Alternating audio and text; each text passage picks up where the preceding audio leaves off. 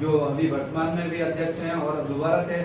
मैदान में हैं, क्या उनकी उपलब्धि रही और क्या आगे की आगे की रणनीति है और किन मांगों को लेकर दोबारा से यहाँ पर हैं, क्या उनका कहना है? देखिए, मैं मीडिया के माध्यम से आप लोगों को बताना चाहता हूँ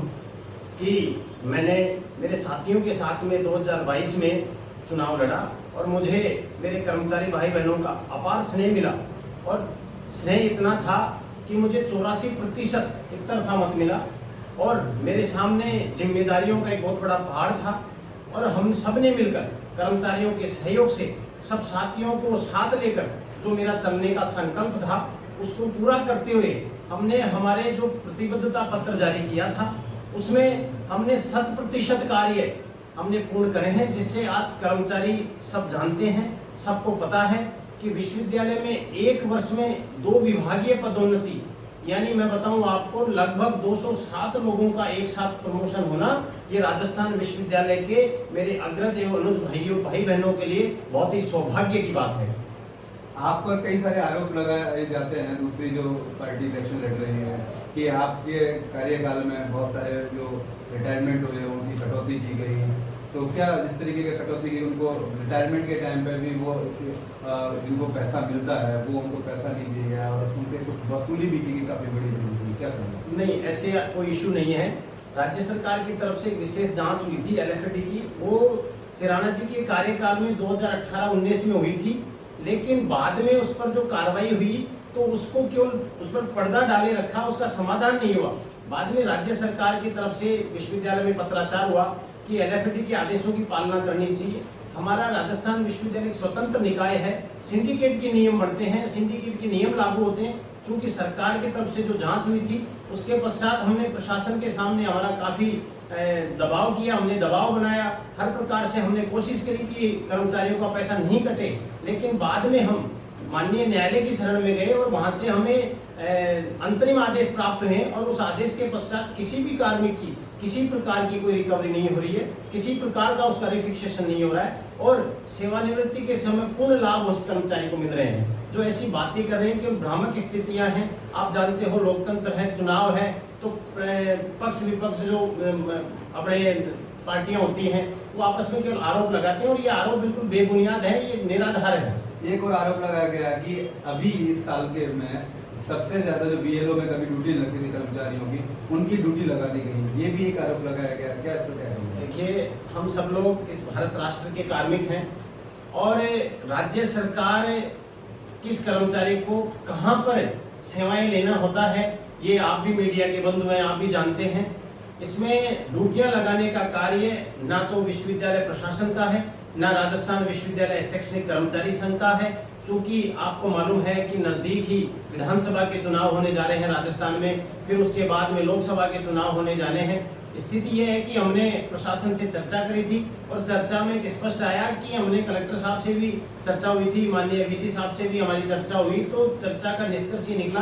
कि जो रूरल क्षेत्र है उसमें जो 3rd ग्रेड के शिक्षक होते हैं वो काफी तादाद में होते हैं, तो वहां पर बाबुओं की ड्यूटी नहीं लगती है और शहरी क्षेत्र में क्या है कि शिक्षक कम है, इसलिए सरकार जो विभागों के बाबू हैं उनकी उसमें ड्यूटी लगाती है। तो इसमें यूनियन का कोई इंटरफेयर नहीं है, केवल ये अनगढ़ बातें हैं कि कैसे भी इशू बनाया जाए। जो काम हुए हैं आप मेरे से मत पूछिए, राजस्थान विश्वविद्यालय के एक आम कर्मचारी से पूछिए कि आज वो कितना खुश है। जो 5 साल का ऐसा कार्यकाल था जिसमें कोई काम नहीं हुए, आप ये भी आकलन लगा लीजिए कि एक साथ एक तरफ 84% मत आना, 372 वोटों में से 309 मत मिलना, ये आपके सामने बहुत बड़ा जीता जागता उदाहरण है। तो जिस तरीके क्या राजस्थान विश्वविद्यालय से इनकी ड्यूटी लगाएगी बाबुओं की या और डिपार्टमेंट और जगह से भी लगाएंगे? राजस्थान विश्वविद्यालय के अतिरिक्त ये जो माननीय जयपुर कलेक्टर साहब हैं वहां से ये आदेश आते हैं और कर्मचारियों के साथ साथ में जैसे पत्र विश्वविद्यालय में आते हैं उसमें राजस्थान विश्वविद्यालय के मेरे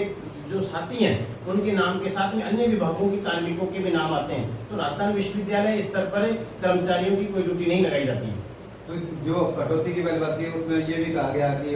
शैक्षणिक कर्मचारी संघ जो अध्यक्ष जो है या जो संघ है उसने अपना पक्ष उस तरीके से प्रशासन के सामने नहीं रखा, नहीं तो इस तरह की कटौती उनके नहीं होती और चीजें जो भी इस तरीके की हो रही है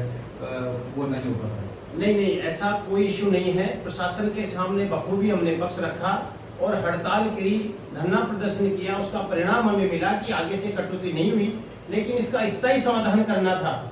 इस समस्या को जड़ से हमें निदान करना था। जो एलएफएडी की समस्या थी उसको निर्मूल करना था। उसके लिए हम कोर्ट में गए और कोर्ट से वहां से हमें आदेश मिला है और उस आदेश के अनुरूप अब किसी भी कर्मचारी साथी की, जो मैंने आपको पूर्व में कहा कि किसी प्रकार की कोई रिकवरी नहीं हो रही, किसी प्रकार का कोई रिफिक्सेशन नहीं हो रहा है और कर्मचारी को सेवानिवृत्ति पर पूर्ण लाभ मिल रहा है। दूसरा ये है कि जो यहाँ पर कॉन्ट्रैक्ट पर राजस्थान विश्वविद्यालय में बहुत लंबे समय से काम कर रहे हैं, उनके हित में सरकार की जो रणनीति है या जो बात है उस तरीके की आपकी, क्योंकि आपका जो लिंक है वो सरकार के साथ में, अधिकारियों के साथ में, सबके साथ में होता है, तो वहाँ तक आपने भी उस टाइम पे कहा था कि उस तरीके की जो चीजें हैं उनको परमानेंट की या उनका वेतन बढ़ाया जाएगा, वो नहीं हो पाया।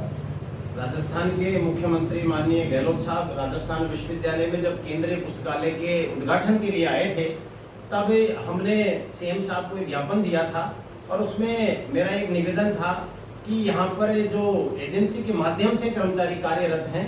उनको वो बहुत ही एक सीमित और न्यूनतम उनको पैसा दिया जा रहा है। वर्षों से 30-30 साल से यहाँ का कर्मचारी जो एक संविदा के रूप में काम कर रहा है, तो वो भी स्थायी हो, उसके लिए भी हम प्रयासरत हैं। पैसे बढ़ाने के लिए भी हमने सरकार से भी वार्ता करी है, विश्वविद्यालय प्रशासन से भी वार्ता करी है और मैं आपको ये विश्वास दिलाता हूँ कि जो हमारे एजेंसी के साथी हैं ये भी हमारे सभी परिवार के अभिन्न अंग है। ऐसा नहीं कि हम स्थायी हैं तो हम अलग हैं और वो टेम्परेरी है तो वो अलग हैं। मैं आज उनका भी उतना ही सम्मान करता हूँ जितना मेरे जो राजस्थान विश्वविद्यालय के कर्मचारी साथी हैं उनका मैं आदर भाव करता हूँ। उनके लिए भी मैं लड़ रहा हूँ और उनके लिए भी कुछ निष्कर्ष निकालकर पैसा बढ़ाने को लेकर, स्थायीकरण को लेकर बहुत सारे जो बिंदु हैं उन पे मैं आगे काम करूंगा। आप ऐसे कौन से कोई काम हैं जो अभी इस कार्यकाल में रह गए हैं जिनको अगर आपको मौका मिलता है तो आने वाले समय में करेंगे? विश्वविद्यालय के कर्मचारियों का बहुत बड़ा समस्याओं का एक पहाड़ था, उसमें से बहुत सारे काम हुए हैं, कुछ काम शेष है। अब उन कामों को पूरा करना और वो काम ही मेरे लिए विशेष है और उन कामों को मैं निष्ठापूर्वक अपनी ईमानदारी से, लगन से, पूर्ण समय देकर राजस्थान विश्वविद्यालय कर्मचारियों के लिए मैं एक मेहनत के रूप में काम करने के लिए मैं जिम्मेदार बनूंगा और कर्मचारियों के स्वाभिमान की लड़ाई के लिए यदि मुझे अपने प्राणों की भी आहुति देनी पड़ी तो मैं तत्पर हूं। मेरे लिए कर्मचारी सभी मेरे आदरणीय हैं, बड़े हैं और मैं उन सबका सम्मान करता हूं। उनका जीवन को मजबूत करना, उनको आगे बढ़ाना, यही मेरे जीवन का लक्ष्य है, यही मेरा संकल्प है और यही मेरा स्वप्न है। आप कल इलेक्शन होने हैं, क्या आप अपने मतदाताओं से, कर्मचारी जो हैं उनसे क्या अपील करना चाहेंगे? मैं मेरे राजस्थान विश्वविद्यालय के अग्रज एवं अनुज भाई बहनों से मैं एक विनम्र अपील करना चाहता हूं कि साल भर के कार्यकाल में जो मैंने अपने भागदौड़ से, अब आप सब लोगों के सहयोग से कर्मचारी हित में जो काम कराए हैं, आप अपने स्वविवेक से निर्णय ले, अपने मन की सुने, अपनी आत्मा को टटोले और 5 साल बनाम 1.25 साल जो 1 साल बेमिसाल के रूप में हमने कार्य किया है उसका आकलन करके आप सच्चे को चुने, अच्छे को चुने, निडर होकर चुने, टीम राकेश यादव को चुने। यही मेरा कर्मचारी साथियों से निवेदन है कि आपकी सेवा भाव में, आपको आगे बढ़ाने में